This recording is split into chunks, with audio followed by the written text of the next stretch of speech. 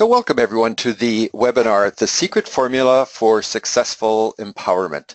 Thank you for joining me. I'm just delighted that you can be here today, and I'm really looking forward to sharing this content with you.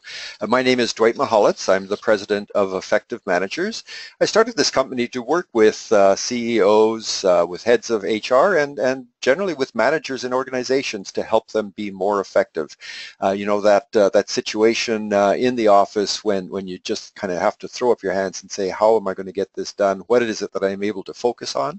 Well, there are methods that we can put in place to help organizations with that. And I want to share one of them with you today, which is all around empowerment. So the question I'd like to start with is fundamentally, what is empowerment? When I go into organizations, I find a lot of people talking about that word and saying that their teams are empowered, or they've liberated their teams to do what is necessary in terms of the work that they need to do. And as I dig a little deeper, I find that in fact, most managers, when they use those terms, are really actually abdicating their managerial accountability and authority. And I will say a bit more about what I mean by that. So in today's agenda, I'm hoping to cover off some of the background about what's happening in organization, and also to talk with you about some of the underlying drivers behind successful employment. Empowerment. What's really important here is that we think about what might be at the next level down. So it's very easy to react to an individual on the surface and say, well, that person should be making these decisions. But what is happening in the organization that can be driving that behavior? I have to confess, in most of my webinars, I am more at a systems level. So I'm really working with heads of HR, CEOs, or senior executives to help them understand how to improve the system to enable people to be able to do their most effective work. Here we're getting to the real nuts and bolts today around a concept such as empowerment, but that doesn't mean there's not systems behind it. So I will be giving you some insight into some of the organizational dynamics that might be helping you, and then finally some support or some steps that you can take, and some organizational support. So the starting point for today's webinar is to make this point, and I think you're all very well aware of this. Organizations are complicated places. They're highly complex, and they've come together and to create structures in a way that can provide services, products, other kinds of outputs into the environment.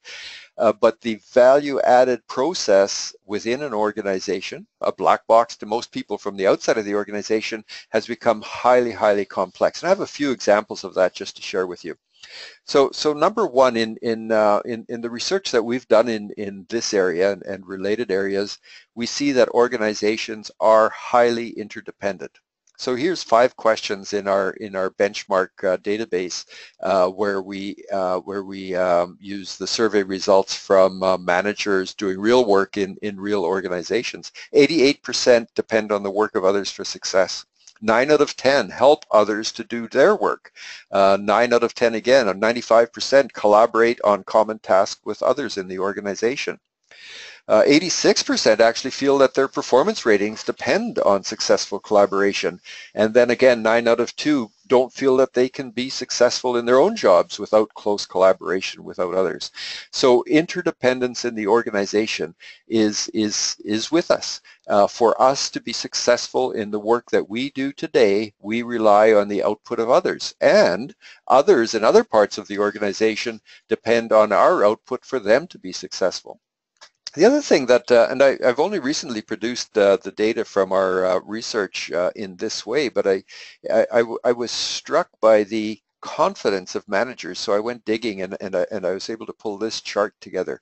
So understanding how my work objectives are related to my manager's work objectives, managers, 92% feel that they understand that. 97%, almost every manager feels strongly that they are held accountable for their actions. And 99%, literally everyone, feels that they are fully capable to do their work. So managers have this feeling of confidence that they're well positioned to be able to do their work in the workplace. However, if you look on the other side of the coin, the picture isn't quite as rosy. So managers made these statements. I spend an appropriate amount of time managing my subordinates. Only 69% feel that they are actually getting the mix right.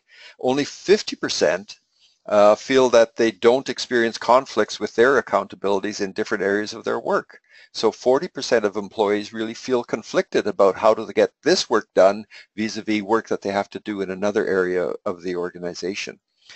Only 62% feel that they're able to find this right balance between doing their own managerial work and the work that only they can do at their level. So this is the trade-off between their job and their managerial leadership. And we're going to come back to this one because that's a really important one. And here's the kicker. 37% of managers feel that only 37% of managers feel that work flows smoothly across their organization. So there are some real issues. So on the one hand, managers feel really accountable and feel confident in their abilities and feel that they know how their work ties into the organization.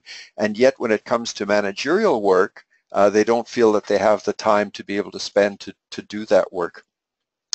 And there's a reason for that, and this is also part coming out of our research database, and those of you that have been in other of my webinars have seen this, but it's so fundamental to everything that we do. Managers are only spending 55% of their time on value-added work. So your question to me would be the right one. What is value-added work? Well, we're going to come back to that in a couple of slides. I just want to give you one more peek at something that really applies in this area. This is Gallup data that's been published since 2000 when Gallup started doing their employee engagement surveys. And if you look across the top here, there's been a bit of a trend.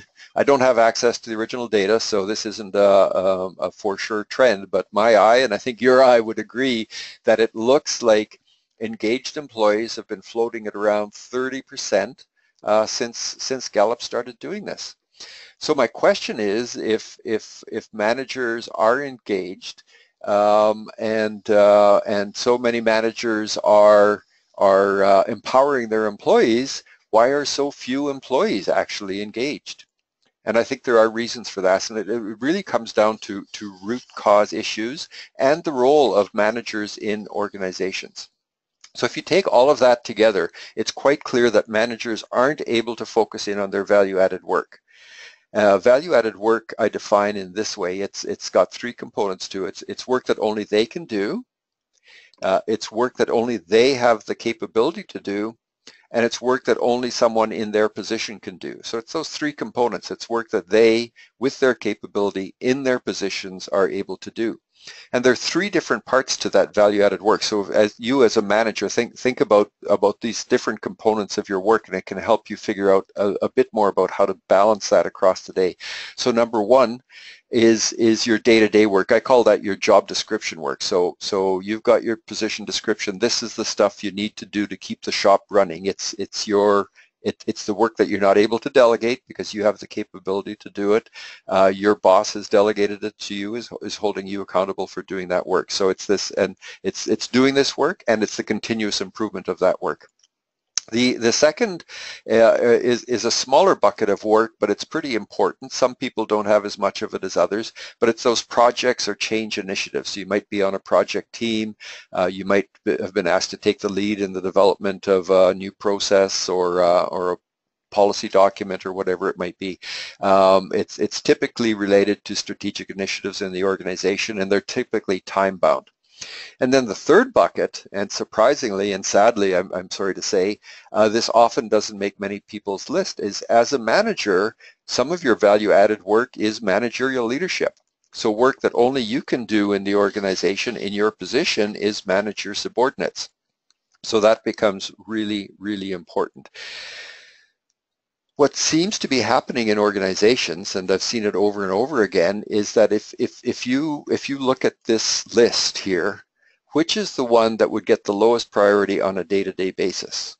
Your day-to-day work, you've got to focus in on that because that's what, as I said before, keeps the shop running. The projects or change initiatives have deadlines, and they're driving organizational change, so they need attention.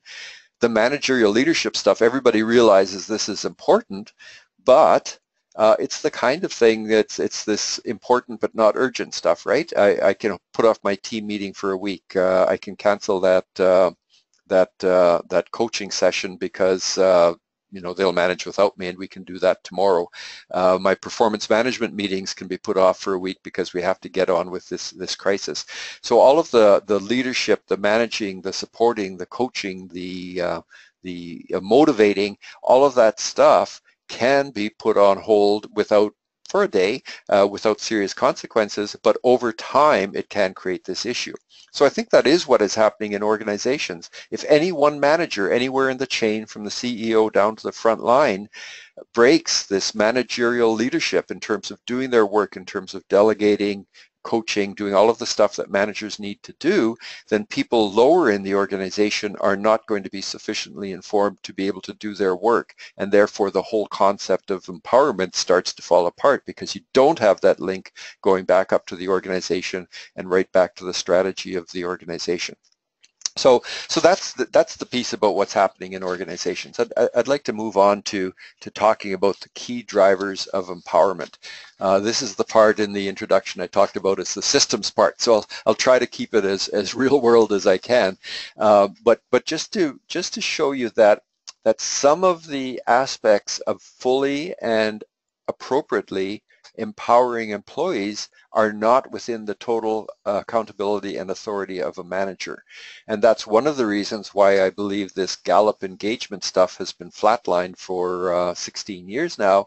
It's because we're trying to treat those engagement things with training when in fact there's root cause issues that are not being taken into account. So these might seem like no-brainers to you, but they're really, really important. The first one is, do we have the right person in the right role? So is that person going to be able to do the work that you would want to empower them to do? The second one is does your organization have an accountability and authority framework? Because if you don't do that, what's the common language that you have in the organization to describe how you delegate work and to describe how you work with others in other parts of the organization? I call this the rules of the road. It's how we work together in our organization.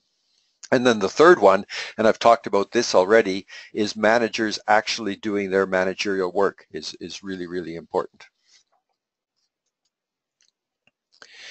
So let's then think about the first of those three. So I've got two or three slides on each one of them. So the right person in the right role.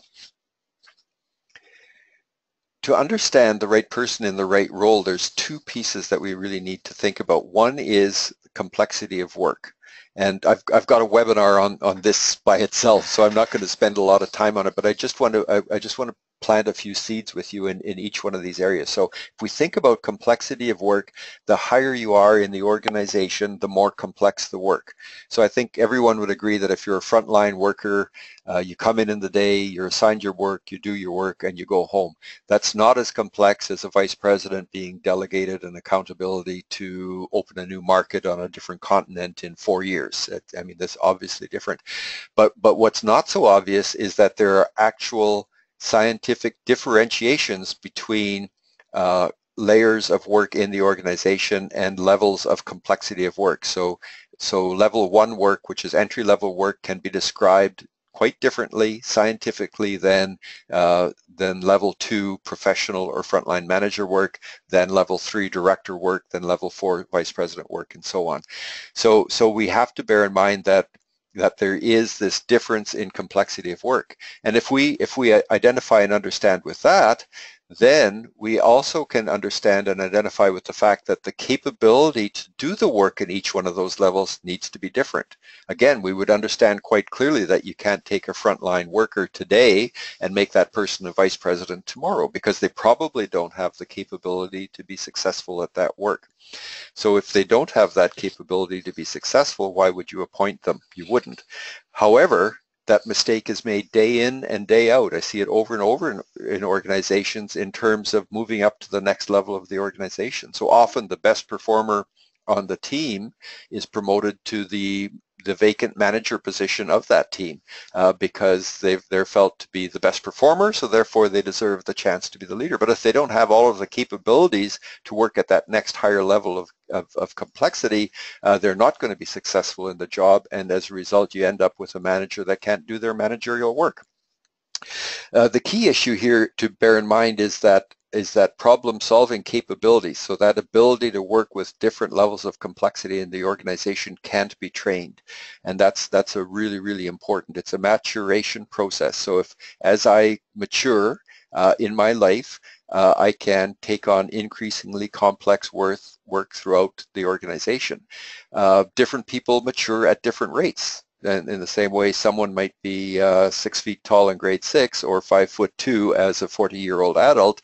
People will mature at different rates throughout their lifetimes, and problem-solving capability needs to be assessed in a formal way in the organization. So this summary then, in terms of getting the right people in the right positions, it's getting people with the right problem-solving capability.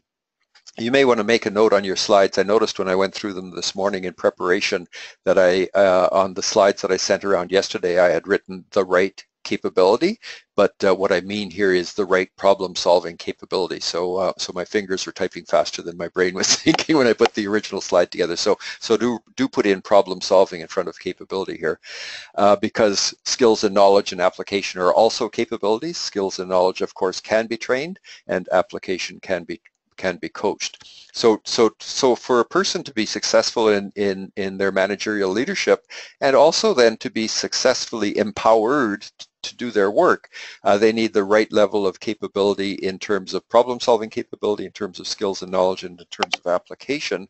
Application is valuing the work so that they sufficiently apply themselves to do this work. Again, a bit of a teaser in these areas. I'm not going to go in depth in these. I did upload to this wonderful new feature in GoToWebinar where there are 3 handouts sitting for you in the handouts section. These are available on my website, but I'm providing them to you free here today as a participant.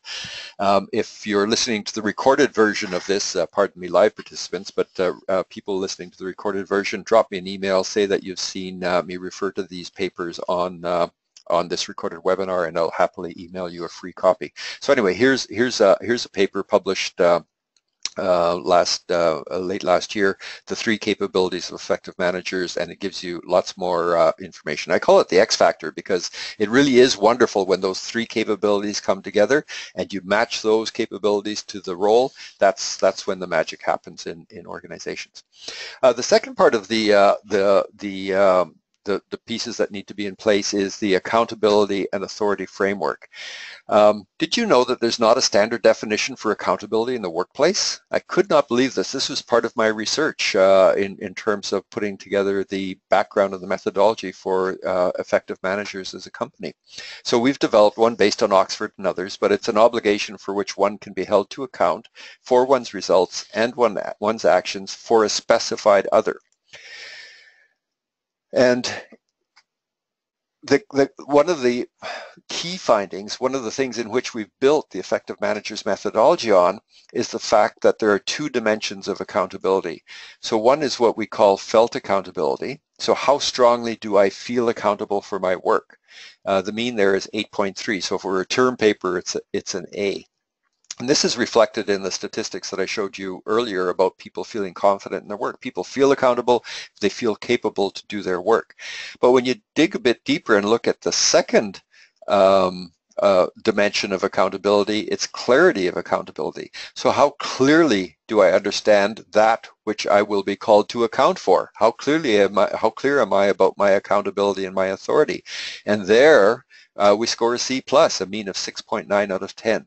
So can we really afford in our organizations to have these involved, committed people that want to do well in their job, not understanding what they're accountable for on a day-to-day basis? So this again really reflects that broken managerial chain somewhere in the system where someone is not doing their managerial leadership work. So the ability to delegate clearly down the organization just doesn't exist. So what's happening in organizations is whether or not you're clear about your accountability, you are going to feel accountable. So the question isn't whether you'll feel accountable, the question is whether you will feel accountable for doing the right things. So no wonder managers feel that they're only spending 45% of spending only 55% of their time on value-added work, because the other 45% of the time they're pulled in different directions to do different things, urgent things, which may or may not even be part of their position description, but or their context from their manager, but they feel compelled to do this because they're not clear about exactly what their accountability and authority is. So, to complete this one, it really does come down to delegation of work. And again, I'm not going to get into this in detail. I really want to get down to the more specifics with you, but to point out that if you have an accountability and authority framework in an organization, then it becomes much simpler for people to understand what is that value-added work that they need to do for success in their position. And then of that stuff that's been delegated to me, what can I break up and delegate down in smaller chunks further down the organization until I find the person, the single point of accountability as low as possible in the organization that has the capability to do that work. So again, this is a bit of a teaser for you because it sets the context for empowerment and stuff that you really do need to kind of have in the back of your mind. I do have a free download which is available to you here on the white paper on the effective point of accountability for those of you that would like to dig a little bit deeper into that one. So the third and the final thing that's happening in the organizations which is problematic is this whole concept of managerial leadership. What do people think of good bosses? Maybe jot down on a piece of, I was going to say jot down on a piece of paper, but gosh, you got it in front of you anyway already because I distributed the slides last night and this morning. So I asked this question on the HR.com chat group in LinkedIn, and I got hundreds of answers. The foremost common is that good bosses are supportive, they're leaders, they're inspirational, and they're trustworthy.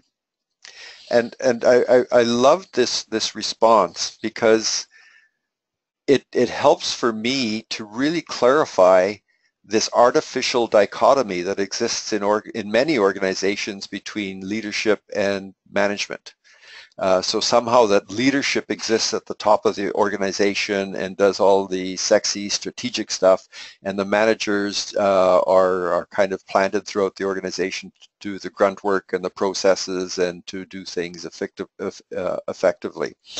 So the fact is that high-performing organizations encourage leadership in that true sense of the word throughout the organization. If you're a manager anywhere in the organization, certainly you must have to do leadership things with your team. You have to motivate them. You have to inspire them. You have to coach them. These are leadership attributes. And yes, you have to be a manager. So to be successful as a manager, you have to have this combination between leadership and management. And yes, leadership by the CEO is a different creature than leadership by a frontline manager. But I mean, even beyond that, you don't need to even be a manager to be a leader. You might be working on a frontline team and you see somebody that's struggling with using a tool.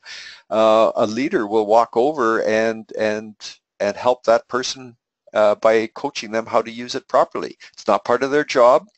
They're not accountable for coaching their peers, but they see a situation and they have an ability to help others, and they step in and do that. So leadership is a critically important success factor in organizations, and we have to stop this thinking about leadership as being separated from managerial work. That's why I've chosen the term managerial leadership, and you'll hear me using that word throughout all of the work that you see from effective managers. So that brings me to the nuts and bolts of what I wanted to get to today, and we're on good time here, so this is working out very well. There are 5 things that all managers must do to be successful in their work, and I would call these as the 5, I call them the 5 requirements, but they're also the 5 accountabilities. If you're a manager anywhere in the organization, these are 5 things that you are accountable for doing, which you cannot get away from as a manager. You need to be able to plan, You have to do your own value-added work. You have to set context and boundaries for your subordinates, both as individual team members and for the team as a whole. You need to be able to delegate, and notice delegate isn't anywhere close to number one on this list. There's other stuff you have to do first, and then finally you have to establish feedback loops. So you have to know what's going on. You need an iterative process with your team members and others. So it's only, I'm sorry to say this, folks, but it's only if you get these 5 things right that you can empower your team. And you could, if you do these 5 things, you can do a great job of empowering your individuals, even in the absence of those 3 organizational systems that I said that need to be in place. If you have an organization that is enlightened enough to have those 3 systems in place, and you're doing this the 5 requirements of effective managers, then you'll be really humming in terms of empowerment in the organization. So I'd just like to spend a couple of minutes on each one of these 5 requirements, again, to give you some more insight. And as I did in previously, there is a paper that I have made available for you which expands on this. So I've developed a model. If you're a management consultant, you have to develop a model, but actually I do find it very interesting and helpful to be able to describe what's happening in organizations. So the starting point is that you as a manager have a team. You're receiving resources from the organization. So this is input. That's input in terms of budget, input in terms of facilities, capital equipment, people that are reporting to you. Your own time, which you're receiving a salary in return for. Your job as the manager is to transform that in the most value efficient way, the most value added way to create output from your department, which is either to support others in the organization or is to create output that's going out into the real world, into the environment. So for you to be successful in doing that work, you need to be able to plan. And that's why it's the starting point. You need to plan about how you are going to use those resources in the most effective way. And I would say that every manager in an organization should have their version of a strategic plan. So you should have a mission for your organization. You should have values for how you're going to work together. You should have a vision for where you want to be in an appropriate time frame for your department, because this becomes a means of you being able to communicate with your team and your team members to help them understand their work. This plan, of course, has to fit within the plan of your manager. So your manager also needs to plan, and their manager's manager needs to plan, and each one of your plans is a subset of the one above it. So you can see how all of these nest together until they link right back to the strategic plan, which is the largest plan for the organization. Boy, did I use plan a lot in that slide. So if you think about planning, then this creates the substance for the delegation, because if the CEO is accountable for implementing the strategic plan, the CEO needs to decide what only he or she can do, what is the value-added work they need to do to implement that strategy, and then delegate to the vice presidents in terms of what are those things that they need to do, so all of them doing their work will create output which will help me do my work so that I can meet the strategic plan. So this again becomes this nesting with a feedback loop at each stage in terms of understanding what the impact is of delegated work so that I can take that into account. Some of the biggest mistakes I've made, maybe I was going to make this point later, but some of the biggest mistakes I've made as a manager is delegating work to a subordinate and finding out that their perception of the work was many, many, many times larger than my perception of the work. So I'd think it was a report that they could go and spend 20 minutes and put it together for me. And when I asked them a few days later where it is, they saying that after so many hours of work and waiting on reports from finance, they should be able to get it finished in a couple of more days. It's this kind of surprise. So the importance of the feedback loop is understanding the impact of your delegation on your subordinates. So the second part of it is then doing your own value-added work. So being a manager is more than just doing your own, is more than just receiving stuff that's been delegating to you and shipping it down to your subordinates. Most yeah, so enough said about that. It's just that managing is complex work. So the first part, once you have your plan in place, is deciding what it is that you need to do, and then actually doing that value-added work. Once you've decided of all of that that's been delegated to you and what you're accountable for, what is left, you're then able to chunk that up into appropriate sized pieces and delegate that further down the organization, so that each one of your subordinate managers then has their delegated work that they can decide what they need to do and what they can delegate further down the road.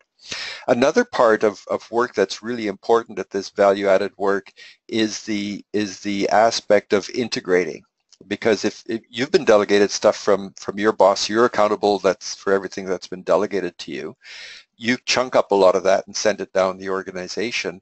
So the only person left that has the capability to integrate all of that and sort of bring it back together and tie it together and often bring it into your own value-added work is you. So that integration is an important step, because even though you've delegated further down the organization, your manager still holds you to account for that work.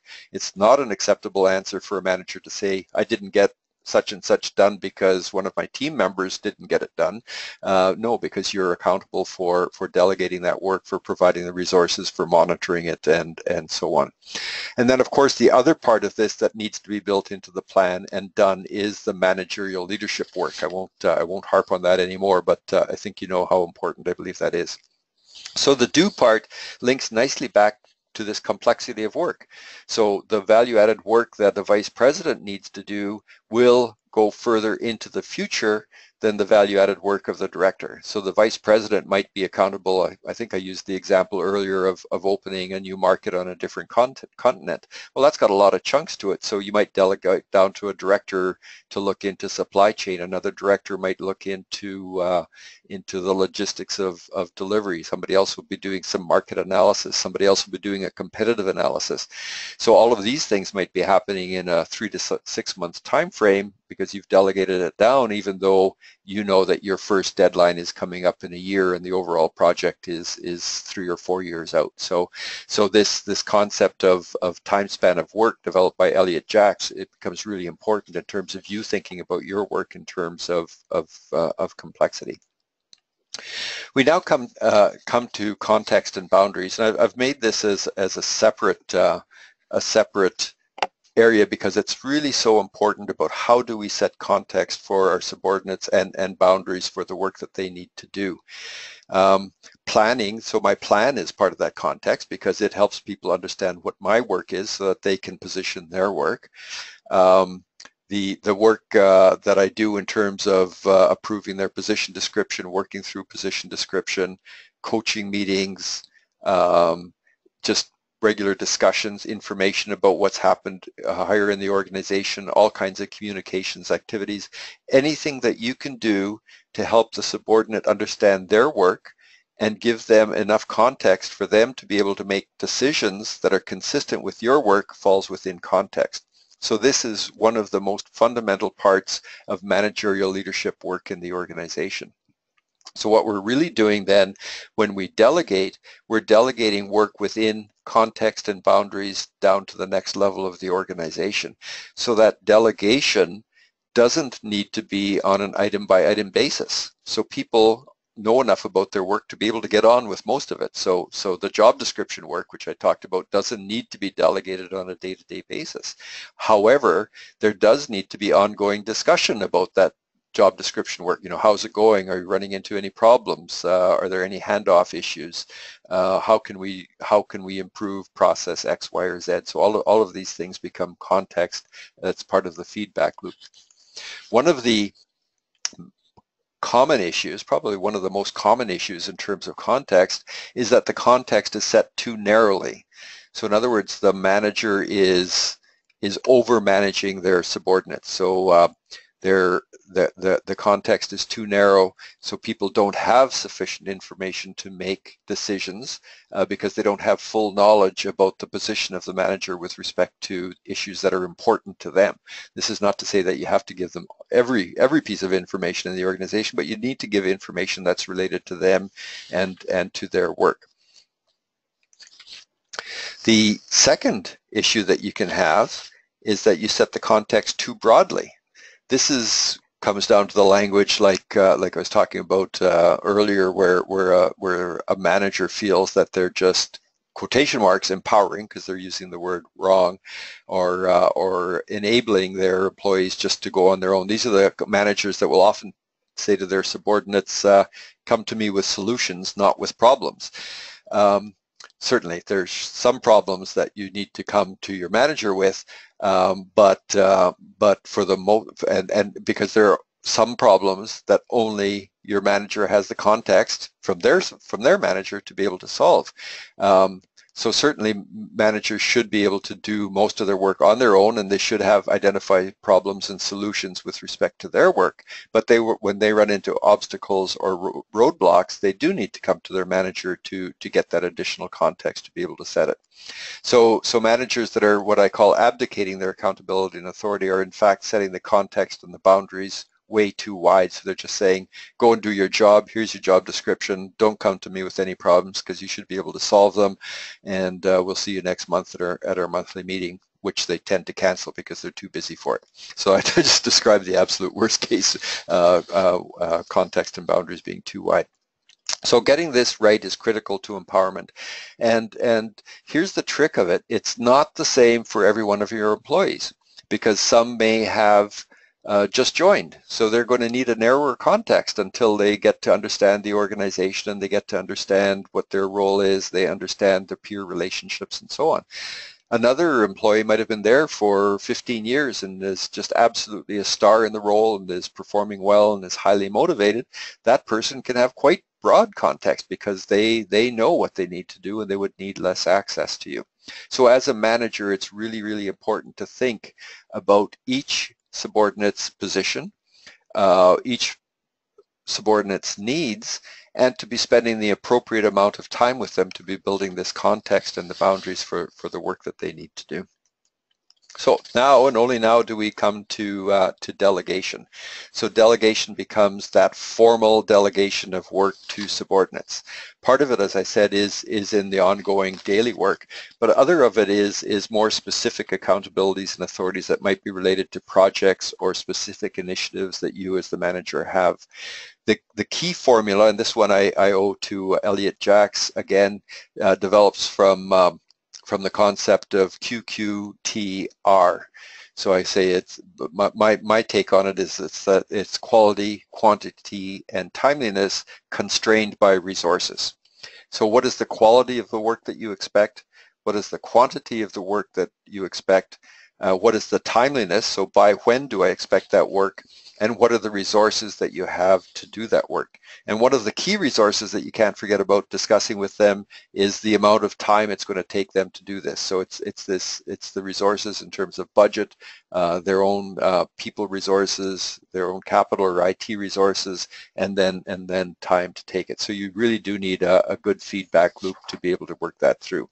And in fact, that is the fifth requirement for effective managers, is the building of the feedback loops. And there's 4 of them. The first one is manager-subordinate feedback loop, so you with each individual subordinate. The third one is you with your team. So what is the feedback loop that you have with your team and the regular meetings with them? The fourth one is manager-to-manager feedback loop. So what is the relationship that you have with your peers who you depend on for success, or who may depend on you for success, and establishing that feedback loop in terms of understanding each other's work and each other's situations. And then finally, you may have a feedback loop into the community in terms of output that goes into the environment. And then finally, in the 5 requirements model, is all of this is done within context and boundaries and a plan that is set by the manager's manager. So this has to go all the way up the organization. So it's not easy, I'm sorry to say. The focus on, but if you do focus on these 5 requirements of effective managers, you can empower your team members and your team to be able to work independently to the extent they can. So the goal in empowerment then is not to ensure that you are controlling every move they make. So I don't want to go that far. I'm not a proponent of a command and control organization. On the other hand, the move in organizations towards self-managed teams and leaderless teams is going too far in the other direction. The pendulum has swung too far because they do need that support from the higher order work, the next layer in the organization in terms of setting this context, setting the boundaries within which you do your work, and being clear about the delegation and the accountability and authority for doing your work, so people do feel liberated and do feel and are actually empowered to make decisions and to take initiatives and to use their full capability to get good work done within that context. Because if they're working within that context, then you know that they're supporting the implementation of the strategic plan of your organization from their position in the organization, and they're able to ignore some of that 45% of the work that they're spending their time on now, because it's not driving them to success in their organization and not driving them to fully successful work.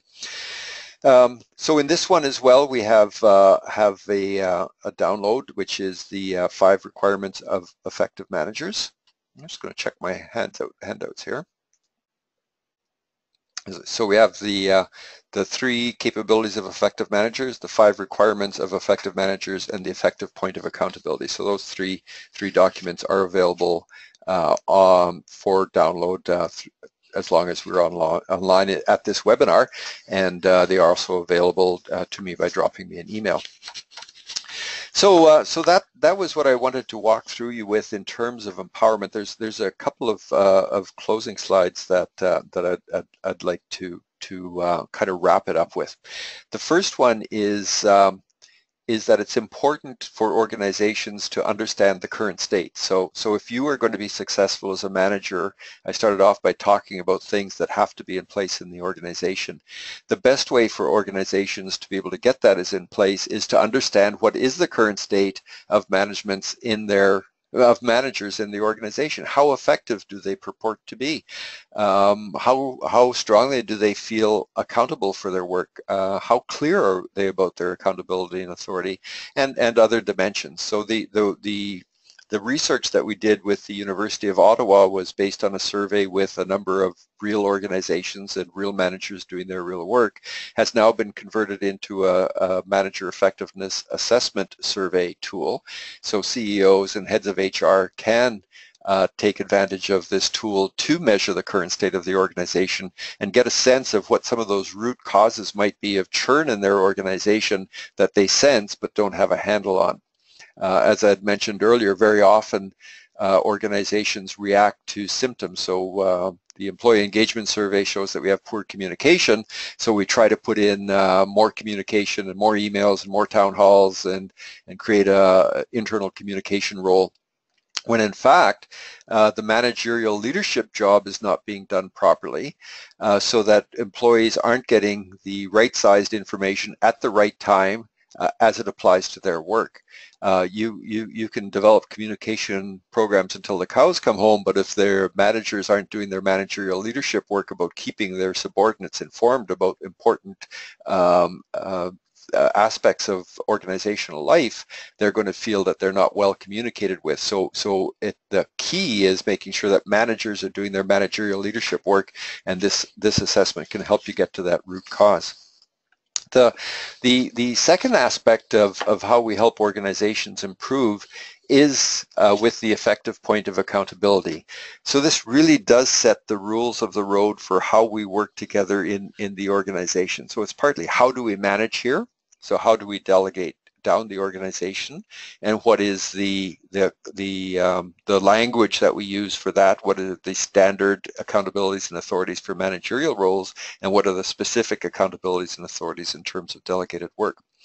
But then more importantly, and much harder to do, I'm sorry to say, is the collaboration aspect. How do we collaborate with others so that we have a common language and common understandings of how we relate to each other in terms of work that we need to do with each other?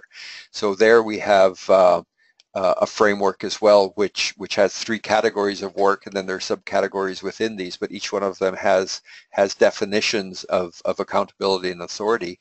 So if I'm working with someone else in another part of the organization, I can either have an informing relationship, or it could have a persuading relationship, or it could have an instructing relationship. And that's a non-managerial instructing relationship, by the way. So each one of these has their accountabilities and authorities.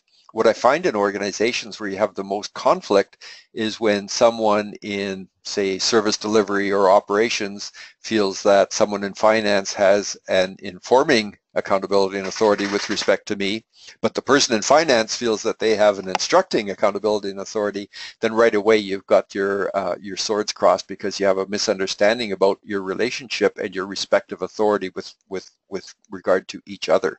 So by having this language, and by setting it as part of the context from the top of the organization to the bottom, you can create this language so that people do have a common understanding. And if the CEO sets with the CFO and the COO that finance is informing, then that can trickle down the whole organization all the way down. There might be times in the organization, say it's financial crunch time and sales are down and the environment is crazy, where the CEO might say, okay, for the next year, the CFO actually has persuading or instructing accountability and authority with regard to the budget, and making sure we don't go over any line item. So this can be variable, but the key element is that you have a common language, so people have a common understanding of how those relationships work in the organization. So if you have any questions, I see a couple have come up, and I'll come to those in a minute. I'm proud I've done it halfway between 45 and 50 minutes, so the timing worked out on that one. As you're thinking about any questions you might have, and type them into the question box, just 3 closing slides for you. And this is all about other resources that you can get. So do feel free to go onto the effectivemanagers.com website. It's just loaded with resources. I see on the screen here is the promo for my book, The Effective CEO, The Balancing Act That Drives Sustainable Performance. So I talk in detail about a lot of these concepts. The book I want to write is the Effective Manager, of course. I'm now working on the Effective Point of Accountability book, but the Effective CEO was the starting point, because so much of this depends on the role of the CEO understanding 6 key functions that CEO needs to be accountable for having in place in organizations. So if you're interested in that, or would like to make it as a gift to one of your senior executives as the CEO, that would be great.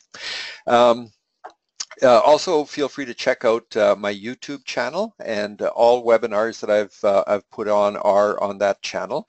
You can subscribe to the channel if you would like to, because in that case you don't get email from me, but what you do get is if I post a new public web video there, then you get a notification from YouTube that is there.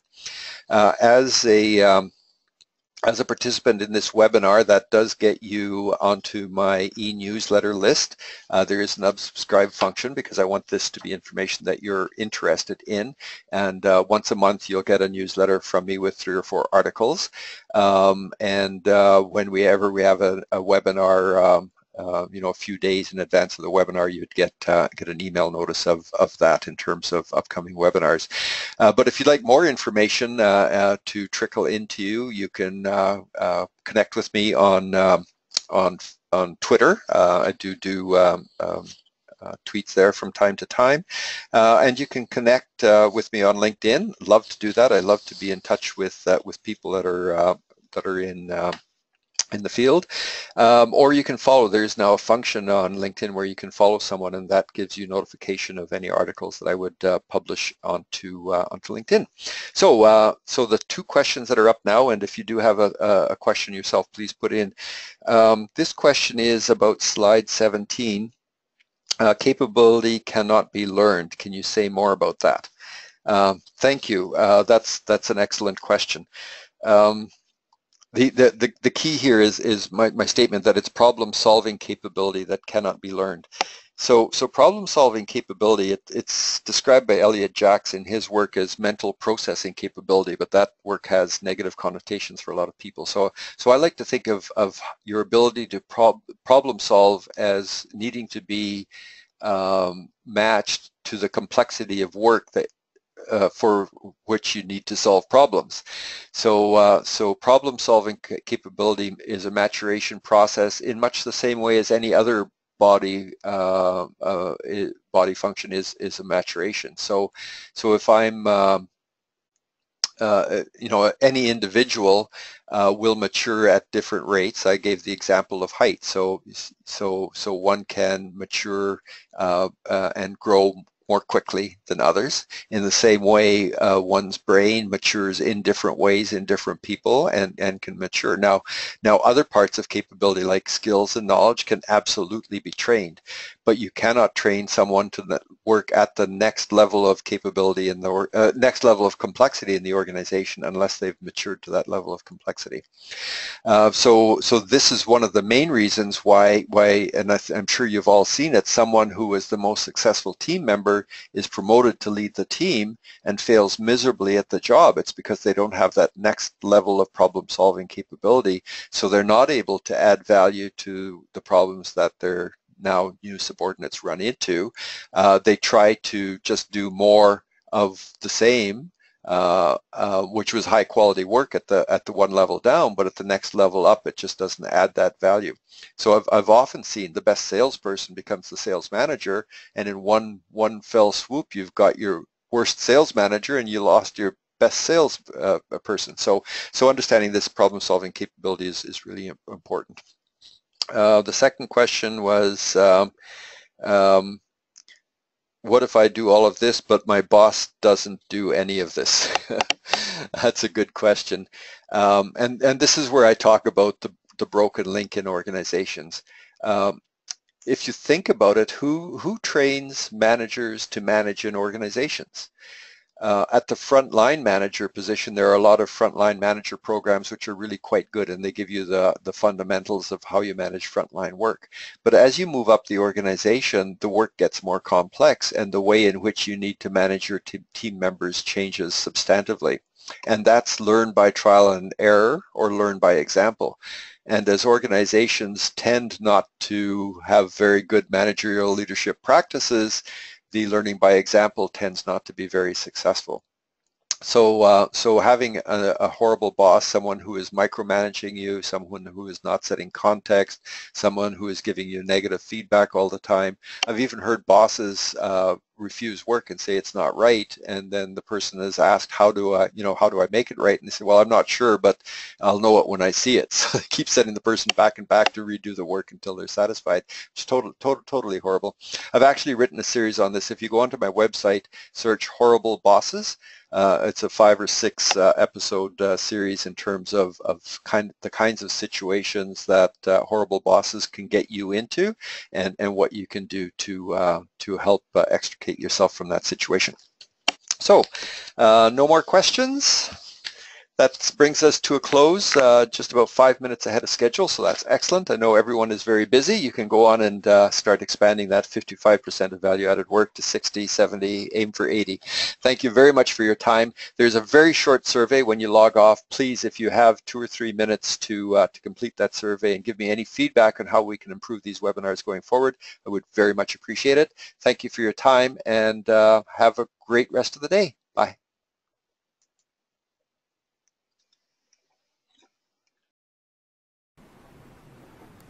Hi, I'm Dwight Mahalitz, President of Effective Managers. Thank you so much for downloading the webinar. I hope that you enjoyed it and will find it useful. Feel free to check out other parts of the website for interesting downloads. Most are free, some are at a nominal charge, but I'm sure you'll find lots of interesting tools there and things that can help you be more effective. And in fact, that's what my job is. My job is to help you, help your organization be higher performing. The bottom line is that I want to start where you are, understand your problem, and provide services that can help you solve that problem and implement a solution as quickly and as effectively and as efficiently as possible. Give me a call, drop me an email. I'd love to hear from you, talk about your situation, and see if there's anything that we can do together. Thank you.